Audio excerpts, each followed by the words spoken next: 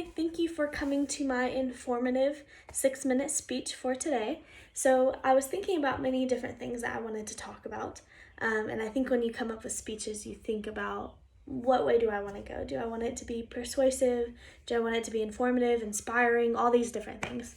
And so at the end of the day, I decided to look at everything and I was like, well, what do I enjoy doing? What do I love to talk about? What do I know about? And immediately I thought of my job. So for my white paper, I had decided to talk about social media impacts during COVID-19. And right now, my job is currently an orthodontic office position for social media. So I do braces as well as Invisalign. And in the midst of all of that, and especially during COVID-19, there are a lot of things going on right now where social media is just pushing. A lot of places that didn't have a really awesome social media page initially now have a really great social media page because they're having to find new ways to connect with their patients, new ways to connect with their customers, or whatever it may be. So for this speech, I decided to kind of talk a little bit more in depth about that correlation, and even more so go into depth about what it's like just even in the office as an orthodontic assistant, and then bringing that into social media world, and how do we bridge that gap. So first, I'll tell a little bit of a story. I've been in the orthodontic industry since I was probably 4 years old. I'm currently 20 years old. So as you can see, I was grown up in this kind of field. My mom was an orthodontic assistant, and now she is the marketing director of the place where I work now, called Quality Orthodontic Care. And I've been in it for a long time. I remember even being 6 years old. Now that technology has advanced, it looks a little bit different. But when I was 6 years old, there were these things called box models. And they were just these little small cardboard boxes with like 3 individual squares in them. And they would hold the molds of your mouth that we would fill with ceramic, and that we would fill with like a concrete material, so that it would create an image of your teeth. Nowadays, we have this thing called 3D imaging, and we have iTero scanners that actually create a 3D image of your teeth.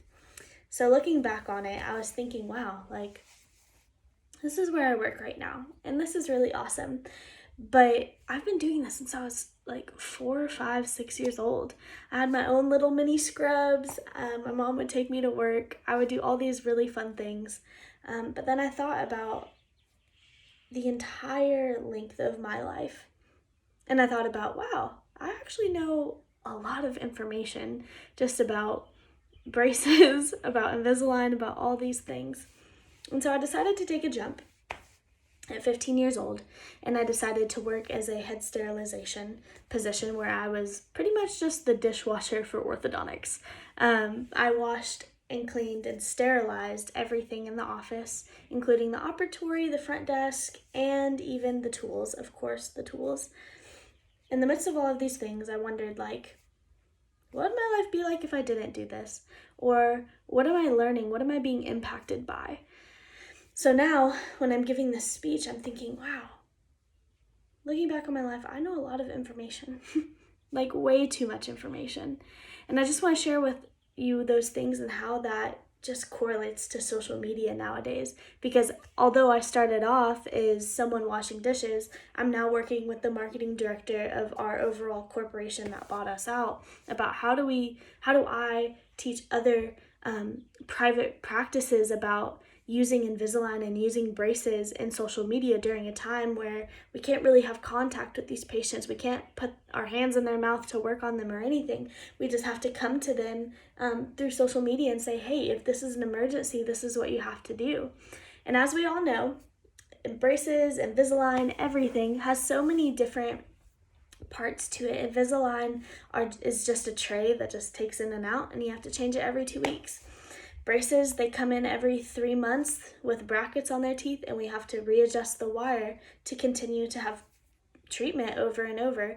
But the thing amongst all of that is, what do we do with these patients that are uncomfortable, that don't know what to do, that don't know how to clip a wire if it's poking in the back? What do we do with those Invisalign patients that they don't have any more trays, so they can't get any more trays until they can see us in person? Do we ship them out? And so we're here, and I'm the social media person, and I'm like, oh my gosh, COVID-19, it's so much.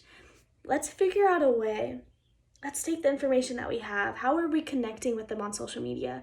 How are we just easing their minds? Are we still calling them? Are we still getting everything in place? And now, looking at it all, I can truly say that I have figured out a plan. Amongst all of COVID-19, I think the biggest thing that people want is community. Our patients want to be known, and everything that we did in the office with patient comfort care, everything that we did with having just a smile on our face, everything that we did with being in the office and treating them and calming them down when a kid was screaming his head off because a wire was poking him.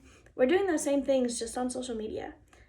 How are you doing? How are you feeling? Let's have some conference calls. Let's do some things.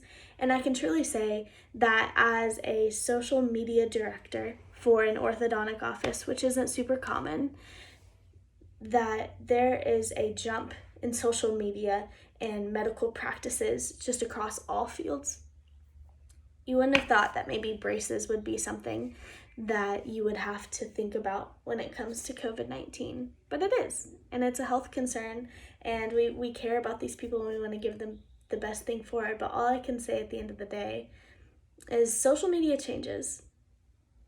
The information that we have that we might not understand that we have, we can use it, and we can use it to inspire other people to find new ways to just get in contact with people. So even if you right now have no idea about social media and the impact that has with businesses, do some research on it and see if there are ways even in your life and what information you have that you can take and decide to actually turn it into a business, or just encourage somebody, or bring whatever skills and things that you have to encourage somebody and to give them information that they might not know on social media.